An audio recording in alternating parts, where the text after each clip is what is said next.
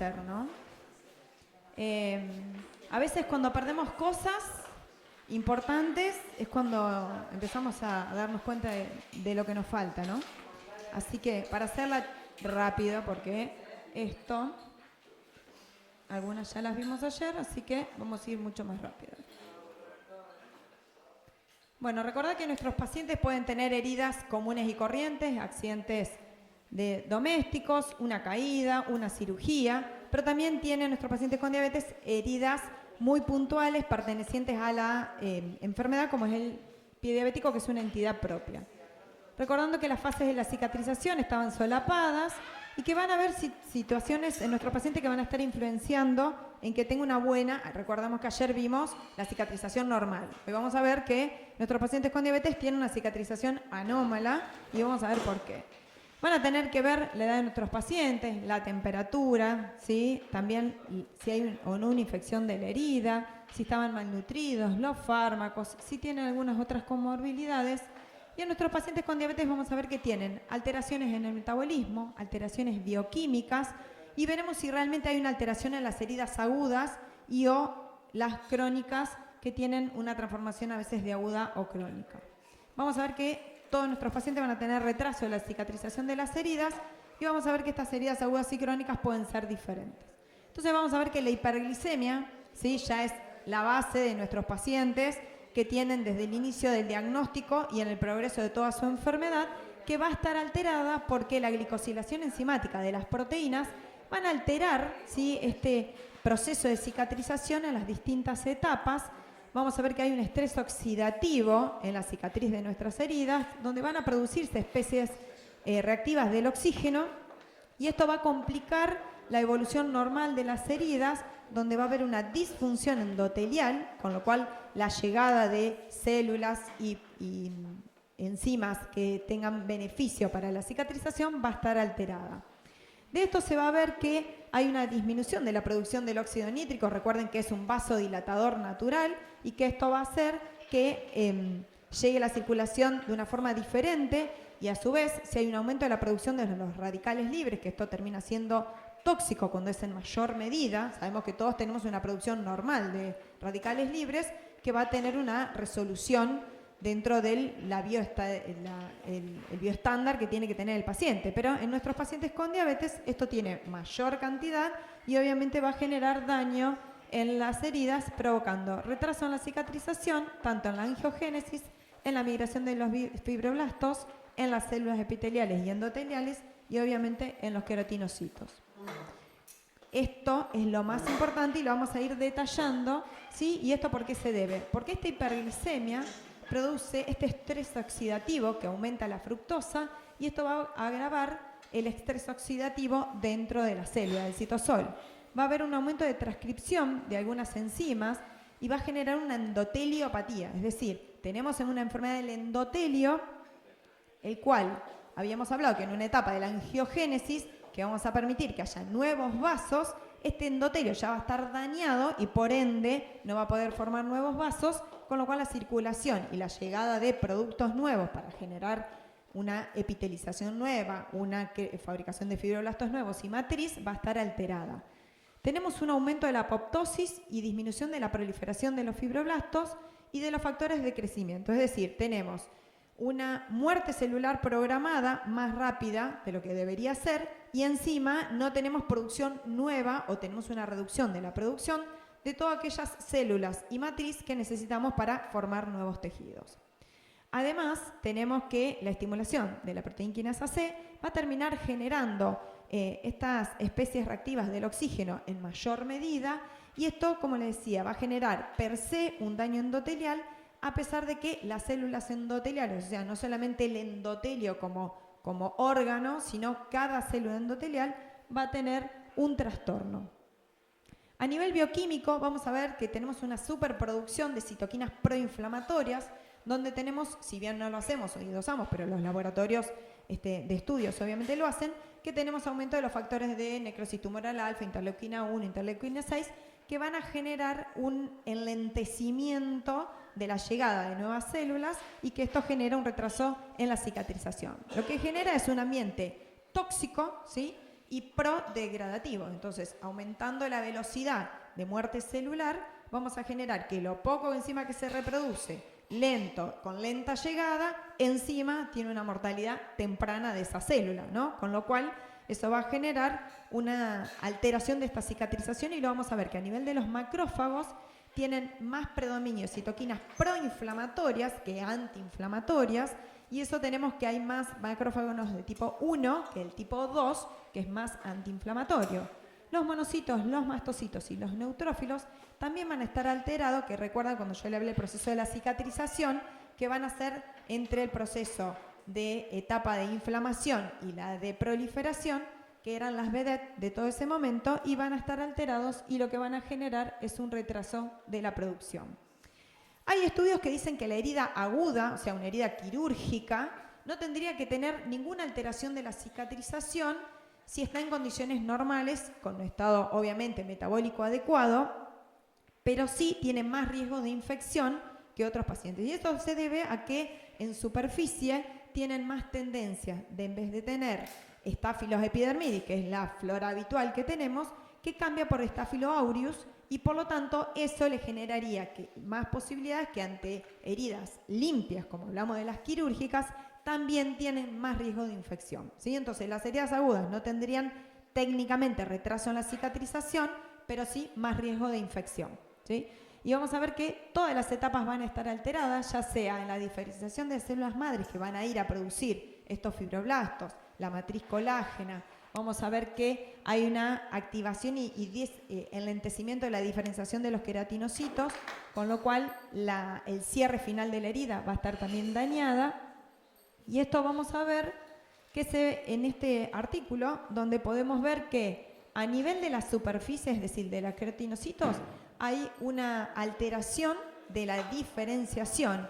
Y además, si a eso le sumamos que tiene la piel seca, que tiene reducción de los ácidos grasos naturales, con una resequedad de la piel, y que esto va a estar ayudado también con la neuropatía que tiene nuestro paciente, sí vamos a ver que de arriba hacia abajo va a tener alteraciones donde a nivel de la capa más profunda del epitelio va a tener una alteración en la proliferación y en la migración de estos queratinocitos. También va a haber una respuesta anómala porque hay un tiempo proinflamatorio permanente y crónico que retrasa la cicatrización de nuestras heridas. Además tiene trastornos del endotelio, como dije, y además también hay un trastorno del tejido subcutáneo. Como vamos a ver en muchos pacientes nuestros, si vemos, por ejemplo, la planta del pie, tienen pérdida de la almohadilla plantar, y esto se debe a que hay una redistribución, hoy hablando de las grasas también, ¿no?, entre lo que es la grasa visceral y la subcutánea, con una reducción de la grasa subcutánea. Por eso hay sitios donde tienen más propensión de tener heridas por falta del acondicionamiento de la almohadilla normal que deberíamos tener. Entonces vamos a ver que a nivel de la piel vamos a tener disminución de la migración y la proliferación de los queratinocitos. También de la proliferación y migración de los fibroblastos, con aumento de la senescencia, es decir, rápidamente van a morir con aumento de la apoptosis normal que deberían tener. Toda la glicosilación no enzimática de las proteínas va a hacer que el colágeno sea deficiente, que tenga cierta rigidez. Recuerden que hay aumento de la fibrosis tanto en el corazón, en los riñones y en el hígado, en los pacientes con diabetes, lo cual se debe a este producto de glicosilación avanzada que genera fibras, trastornos fibróticos en estos órganos y que obviamente pierden la elasticidad, ya sea en músculo o en tendones, en los otros pacientes que tienen mal control metabólico. También vamos a tener que hay un trastorno, como dije, de la microcirculación, y esta inflamación crónica se debe a la proliferación de las células inflamatorias y citoquinas inflamatorias y no de las antiinflamatorias. Con lo cual esto sumado a la neuropatía diabética, a que tienen un trastorno crónico de la sequedad, y esto favorece a las fisuras, a un cambio en la inmunidad de nuestros pacientes y también en la propensión de tener otros gérmenes, como por ejemplo el Trichofiton rubrum es uno de los gérmenes de las micosis que más comúnmente van a tener en superficie, con lo cual más tendencia tienen a onicomicosis y lesiones cutáneas sumados a mal higiene. Estamos hablando de situaciones que tienen que ver con situaciones sociales también, con el mal cuidado, la mala higiene. Y esto también, como les decía, alterarse esta inmunidad y tener un cambio de la flora, del microbioma normal de nuestros pacientes, tiene mucho más chances de tener infecciones asociadas a piel y partes blandas, como celulitis, erisipela y úlceras infectadas. Esto es algo muy nuevito, fíjense, mayo de este año. Hay una situación que tenemos unos grupos de proteínas que van unidas del hierro con el cobre. Esto van a trabajar a nivel de citosol, de las mitocondrias también, y entonces vemos que esta acumulación de unas enzimas que se encuentran dentro del ciclo de ácido ticarboxílico generaría lo que se llama cuproptosis, que es la muerte programada más precoz de las células a partir de la acumulación de cobre dentro de las células, ¿sí? Con lo cual, hay un desfasaje, digamos, de la cantidad que debería haber dentro de la célula, y esto se debe al mal metabolismo. No puede expulsar, digamos, el cobre de la célula, esto lo pega al hierro y esto obviamente genera un daño celular y endotelial. Nuestros pacientes tienen, como cualquier hijo de vecino, accidentes domésticos, laborales, accidentes de tránsito, hoy lo que vemos, ¿no? Herida de arma de fuego, arma blanca, en Rosario estamos recanchero, y complicaciones normales, y sí, somos expertos en herida de arma de fuego en el ECA. Y tenemos esto de lesión de piel y partes blandas. Como habíamos visto, que nuestros pacientes pueden tener heridas limpias, contaminadas, heridas sucias. Y la verdad que la prevalencia que tenemos, obviamente no podemos dejar de hablar de la entidad propia que es el pie diabético, ¿no? Entonces vamos a ver que nuestros pacientes mayores de 75 años, tenemos 1 de cada 3 pacientes tienen diabetes, con lo cual la probabilidad de ver lesiones en nuestros pacientes es muy alta, ¿sí? No podemos olvidarnos de definir qué es la lesión del pie diabético, que es una úlcera o una lesión que está asociada a neuropatía o vasculopatía, que tiene que estar del tobillo para abajo, ¿sí? ¿Nuestros pacientes pueden tener úlceras varicosas? Sí, obvio. ¿Pueden tener úlceras arteriales? También, ¿sí? Pero no están incluidas dentro del paquete de la entidad propia de pie diabético. ¿Cuáles son las dosiones muy importantes que tenemos que hacer? El pie de riesgo es aquel que tiene una característica que le aumenta la probabilidad de tener la posibilidad de un pie diabético, ¿sí? De producir una lesión. La lesión del pie ya es una anormalidad que tiene, que lo va a predisponer a una lesión mayor, con lo cual ya ese pie tenemos que trabajar sobre la prevención, ¿sí? La prevención secundaria, pero fundamentalmente todo lo que es la educación diabetológica para que ese paciente no llegue a tener una complicación mayor, que ya sería la tercera definición, que es la del pie diabético, donde realmente ya tiene una herida a la cual ya estamos llegando tarde. Y esto es importantísimo porque a nivel mundial, cada 20 segundos, alguien sufre la amputación de un pie o de una pierna debido a diabetes, ¿sí? Y lo más importante es que en el 49 al 85% de las lesiones son prevenibles con educación diabetológica, ¿sí? Es importantísimo trabajar desde el minuto 0 del diagnóstico, no para asustarlos, no para decirles si no te haces esto, si no te van a cortar una pierna, sino para entender que el paciente bien educado, con ciertos cuidados, tiene muchísimo menos riesgo de padecer una lesión que aquel que no recibió la educación. Y esto tiene que ver porque la prevalencia en el mundo va creciendo, pero nosotros, si bien tenemos poca estadística propia, pero sabemos que alrededor de un 10% va a tener una lesión en el pie, que el 15% de los pacientes con diabetes tuvieron alguna lesión en el pie en algún momento de su vida, que el 15% de las amputaciones comenzaron a partir de una úlcera, que el 85% de las amputaciones partieron desde una úlcera que pudo haber sido prevenida o por lo menos controlada, y que un paciente que recibió una amputación al cabo de los 5 años tiene el 50% de riesgo de recibir otra amputación, ¿sí? Y que la mortalidad al cabo de 3 años es del 50%, pero es importante que a partir de los 5 años la mortalidad aumenta al 80%, con lo cual tenemos pacientes cada vez más jóvenes con edad con diabetes. Antes los veíamos a los 50, a los 60, hoy tenemos pacientes de 20 años, menos también adolescentes con diabetes tipo 2, al margen de los que tenemos ya con tipo 1, que obviamente tenemos que trabajar muy precozmente en la educación de nuestros pacientes. Entonces tiene nuestro paciente un pie normal, al cual por factores como hiperglucemia y como la población general, le va a sumar los factores predisponentes, la vasculopatía y la neuropatía, más, sumado esto, los factores desencadenantes, como puede ser cualquier traumatismo. A esto le vamos a sumar los factores agregantes, como es la isquemia y la infección, y esto genera que nuestro pie, que en un momento era normal, pasa a ser un pie de alto riesgo, un pie con una lesión, y esta lesión ponerlo en condiciones críticas y que va a alterar su cicatrización.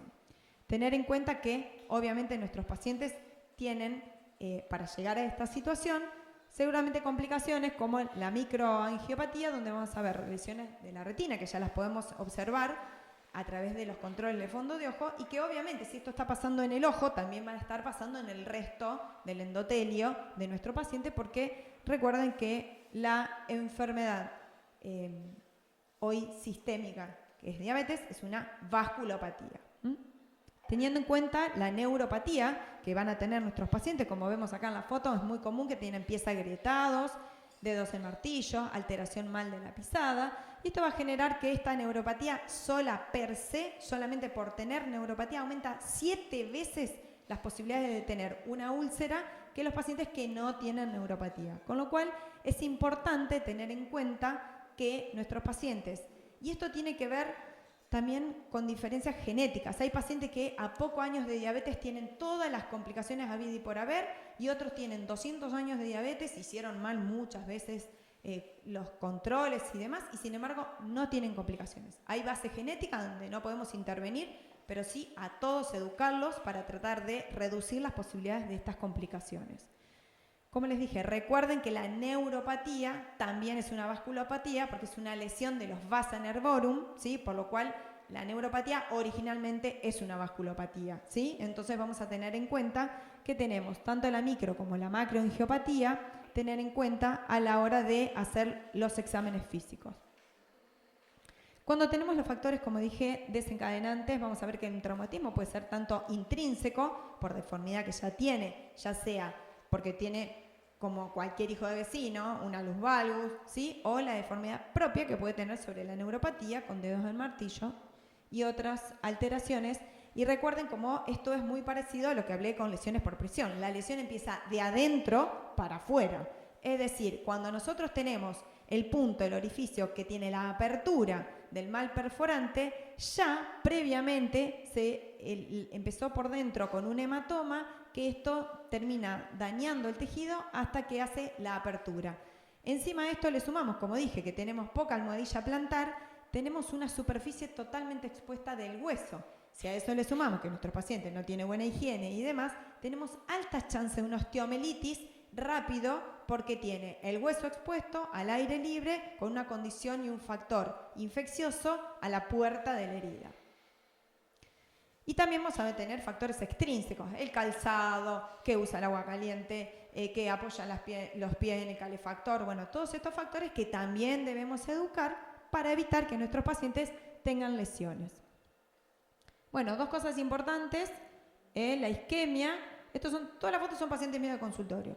Que vos decís, ¿cómo puede llegar alguien en estas condiciones? Sí, me la derivó un colega después de no sé cuánto tiempo lo habrá tenido, obviamente, para que llegue en estas condiciones, ¿sí? La isquemia y la infección, dos males compañeros que generan las posibilidades de tener una lesión grave que comprometa el miembro. Las lesiones pueden ser isquémicas, neuropáticas, neuroisquémicas, y en un 60% están infectadas al momento del diagnóstico, un 50% son mixtas neuroisquémicas, solamente un 35% son puramente neuropáticas y un 15% solo exclusivamente son isquémicas. Acá vamos a ver la diferenciación, por razones de tiempo no me voy a dedicar mucho, pero entender que si no tiene dolor, si el fondo de la herida está rosado, si tiene pulsos y la piel está seca o puede estar caliente con las venas más prominentes, pensar en que esto es más neuropático. Si la lesión duele, si está en los bordes, en los extremos, ¿sí? Donde puede estar en los bordes laterales de los dedos o del pie, que tiene una piel que está pálida, que los pulsos están ausentes o débiles, que la piel y la temperatura está más baja que lo normal, pensar que eso es isquémico. Pero en general, como les dije, ¿qué pasa? Son mixtas. O sea que puede tener un poco de todo. Igual las tenemos que tratar y tener en cuenta que cualquiera de todas ellas es un riesgo para amputación si no hacemos lo que hay que hacer. Entonces vamos a ver que las heridas pueden estar por arriba o por abajo. Todas las que están por abajo tienen que ver con el apoyo, con la presión que le estamos ejerciendo. No tenemos buena almohadilla plantar, tenemos prominencias óseas donde vamos a tener que indicarle preventivamente seguramente una plantilla a nuestro paciente para evitar que llegue a. Y todas las lesiones que están por encima del pie en general van a ser causadas por un factor externo que es el roce del calzado, la costura de la media, ¿sí? A lo cual también tenemos que entrenar a nuestros pacientes para que usen medias sin costura, para que el calzado no tenga costura, sea ancho y demás, y en qué momento poder comprar el mejor calzado.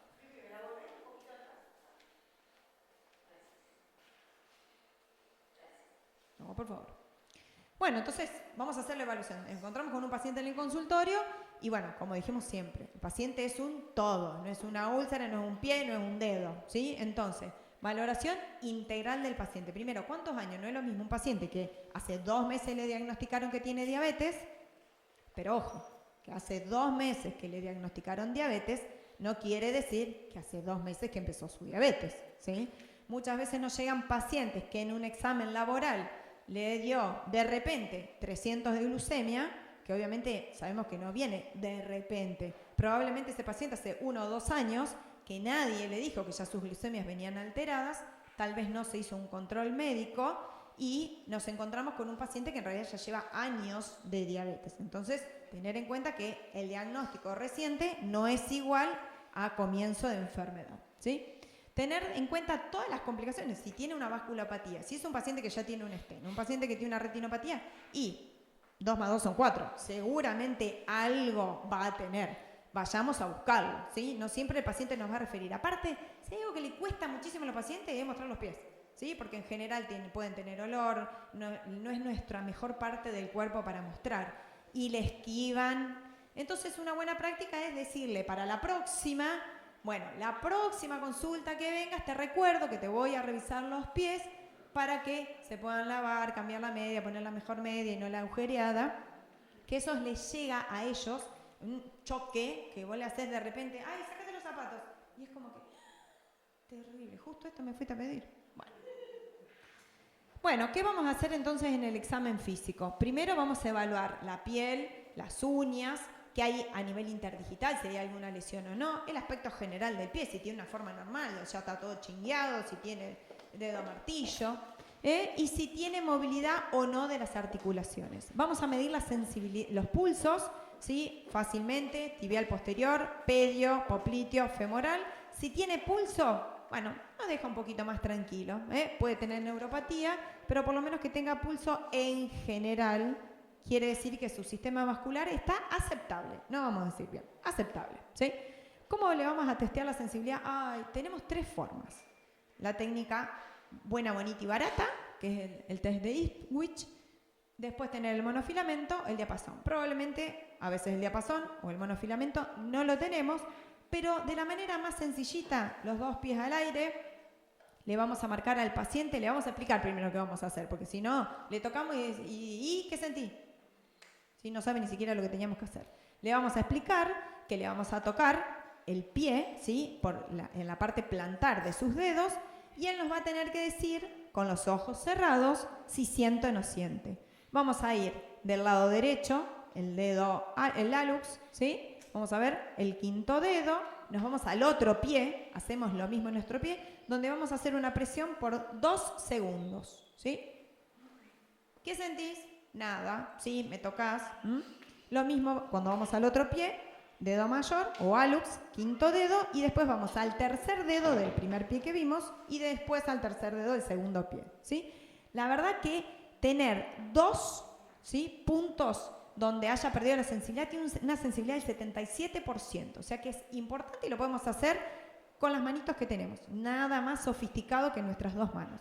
Y si tenemos el diapasón y el monofilamento, mejor todavía, ¿sí? ¿Cómo vamos a hacer una evaluación vascular un poquito más sofisticada que tomar los pulsos? Hacer el índice tobillo-brazo, que es sencillo, tomar la presión en miembros superiores y en el miembro inferior, que vamos a tomar en cuenta que obviamente van a ser los 2, vamos a tomar la presión más alta sistólica y la del pie y vamos a hacer ese coeficiente. Tenemos, a partir de la...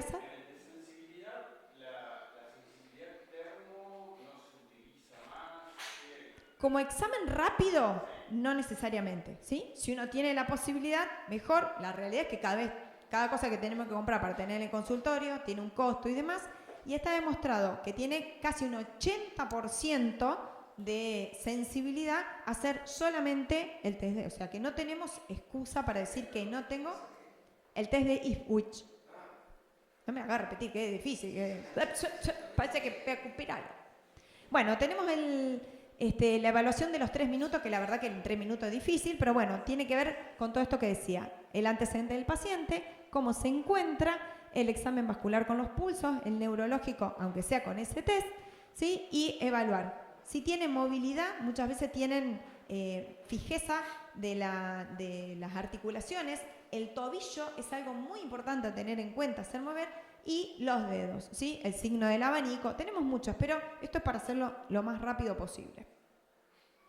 Tenemos este esquema donde vamos a poder clasificar a nuestro paciente si está en alto o bajo riesgo, muy grave o crítico. De esto va a depender qué vamos a hacer con la lesión que encontramos y en qué tiempo lo tenemos que volver a controlar o evaluar, ¿sí?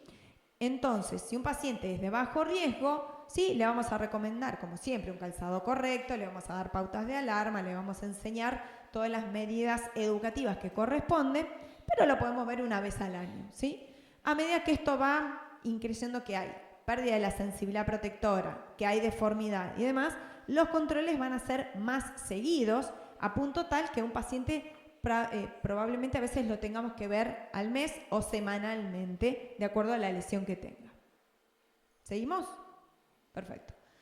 Y acá no me podía ir sin traerles este concepto de lo que es foot attack o ataque epidiabético, que es lo más grave, digamos, que le puede pasar, porque es un proceso inflamatorio e infeccioso con una necrosis de tejido que puede llegar a perder el pie o el miembro de ese paciente.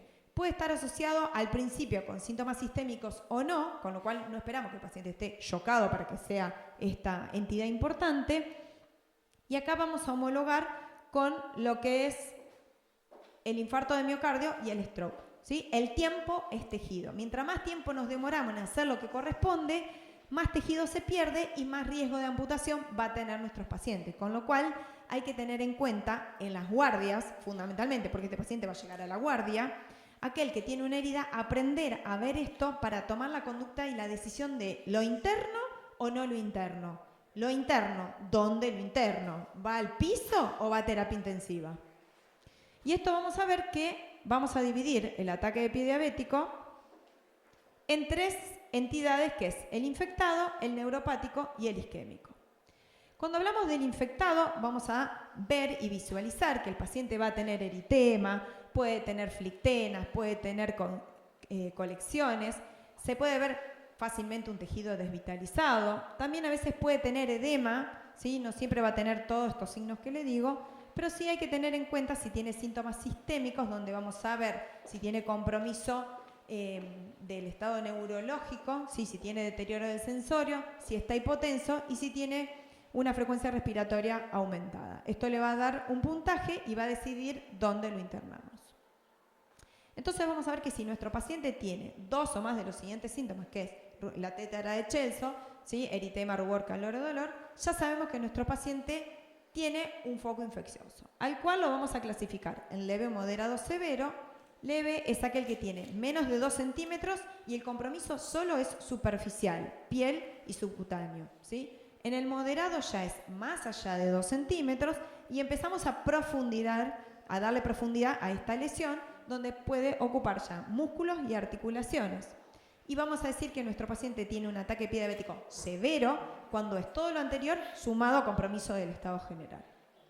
Y esto es un paciente mío de consultorio, el que vino en esta condición, el vascular le da el alta y le dice que ya no tiene más nada que hacer y que había que amputarlo, ¿sí? Para lo cual, cuando cayó el consultorio, imagínate que con esto te caes de espalda, decidí indicarle la internación, a lo cual no quería saber nada. Era la 3ª amputación que ya le hacía 1 dedo, 2 dedos, 3 dedos.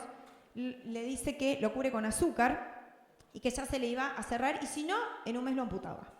El paciente, obviamente desesperado, lo interno. Por suerte tengo un traumatólogo con el que trabajo muy bien. Hizo la toilette necesaria y le fuimos curando y el paciente está totalmente cerrado, está caminando y sigue teniendo su piecito puesto, o parte de su piecito por lo menos. Ahora vamos a cambiar a la otra entidad que le decía, que es el pie neuropático, donde la entidad máxima es el pie de Charcot, ¿sí? Que es una neuroartropatía, que es una enfermedad severamente discapacitante, donde va a haber deformaciones, donde el paciente no va a poder deambular con sus propios pies normal, porque está la deformidad que tiene, que va a generar una dislocación de articulaciones, por tiempo no tengo mucho para poder explayarme en esto, pero háganse de cuenta que se reblandecen, ¿sí?, los huesos del pie, y si vos seguís caminando como una plastilina, se va a ir aplastando, ¿sí? Con lo cual la indicación formal de eso es que no camine, ¿sí? Descarga. Descarga que puede ser muletas, yeso, lo que tengo, silla de ruedas, cualquier cosa para que el paciente no pise, ¿sí? Hasta que eso haga el proceso de enfriamiento, todo eso se consolida y puede mantenerse con una estructura medianamente normal del pie. Vamos a ver que es un proceso deformante y destructivo. Ahora vamos a ver algunas fotos. Aumenta la mortalidad porque obviamente esta deformidad va a generar compromisos óseos donde empujan, y a lo mismo que pasa en la región plantar va a pasar en otros sitios del pie.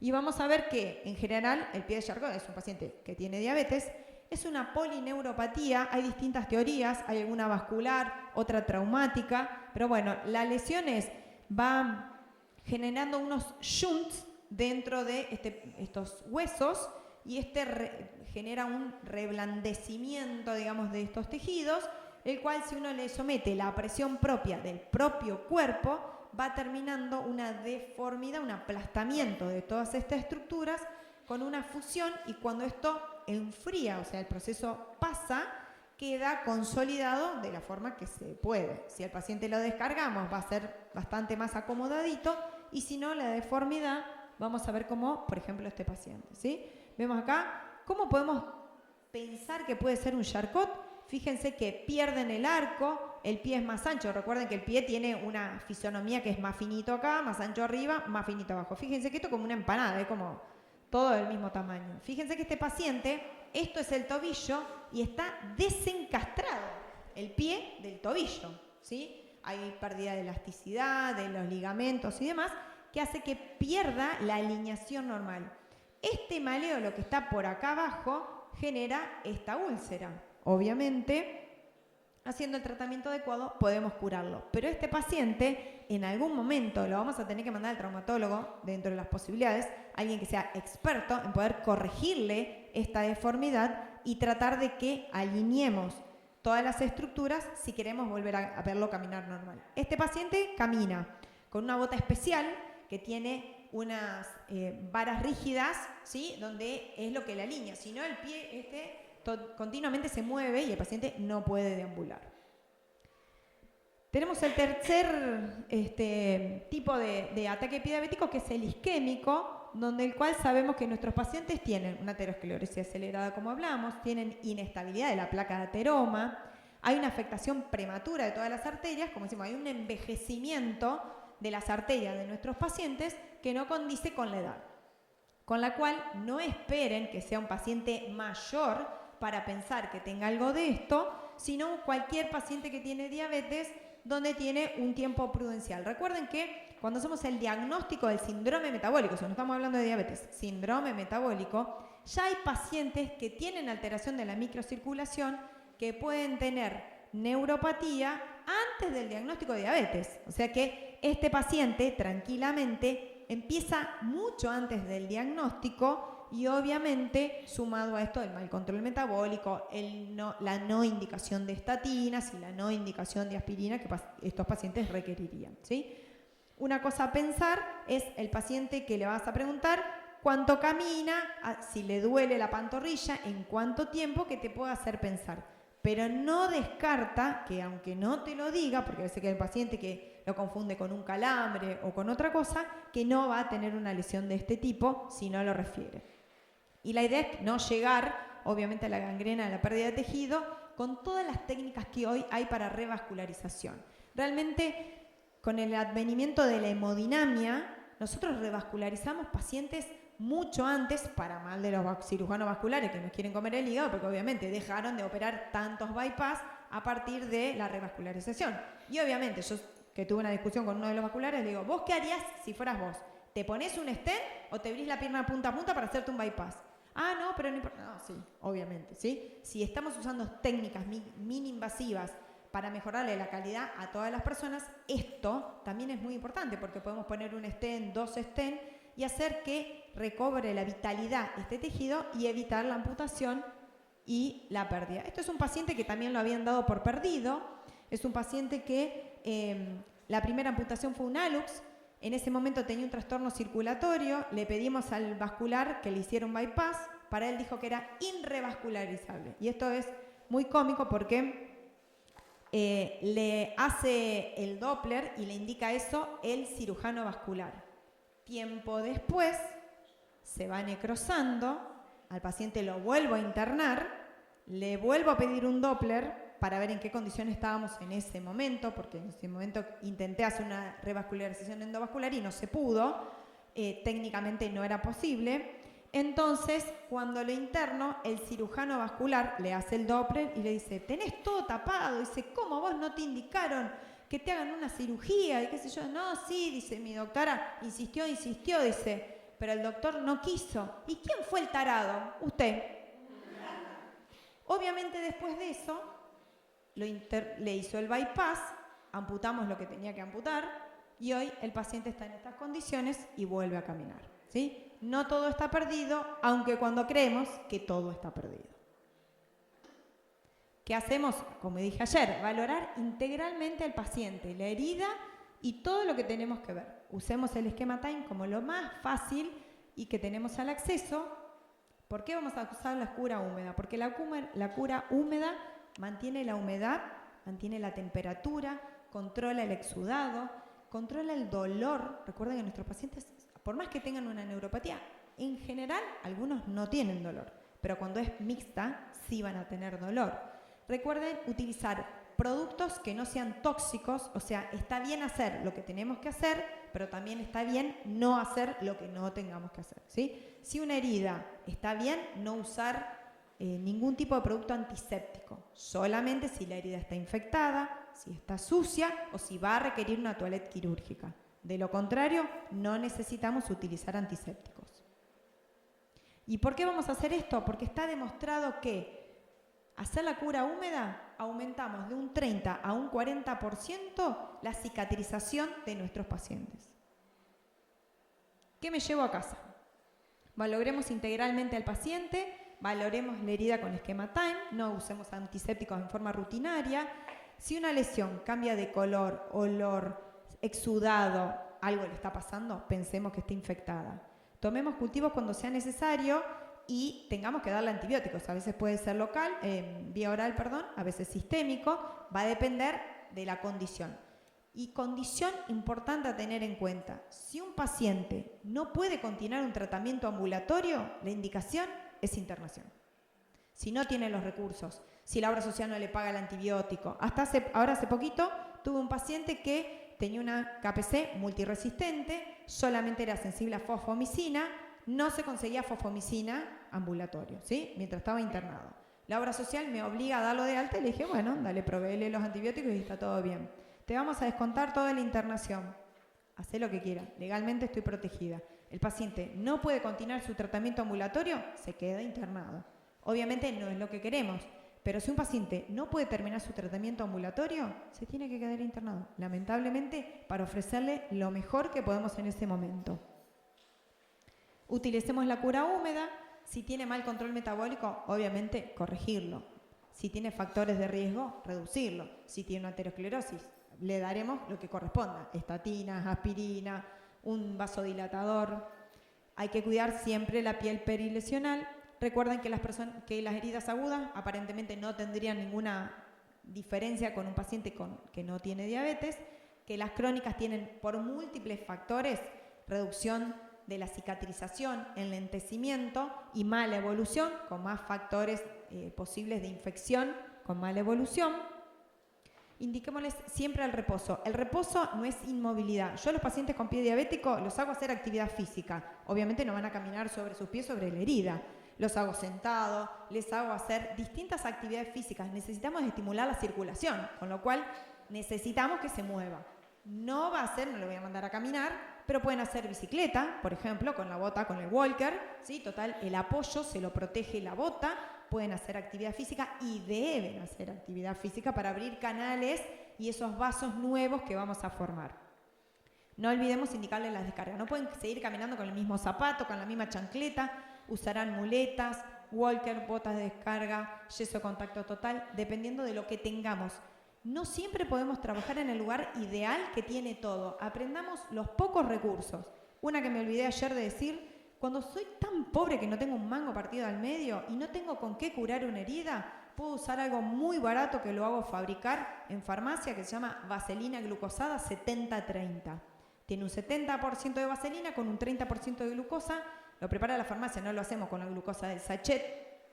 Cuando curamos con azúcar, ¿sirve? Bueno, hay un montón de papers que sí, que no. El azúcar sirve si lo ponemos 4 veces al día. Si no, pierde su efectividad. La vaselina glucosada 70-30 podemos utilizarla una sola vez al día. Es bueno, bonito y barato. Un pote a lo mejor de medio kilo, tal vez salga 1.000, 2.000 pesos, que es algo accesible para la gente. Es granulante, es bacteriostático, se puede utilizar en cavidades. Si tengo algo para rellenar, total es fácilmente, como queda una pasta, lo puedo retirar, hago higiene de la herida, curo y puedo volver a poner, no esa, pongo nueva. Y creo que nada más. Muchas gracias.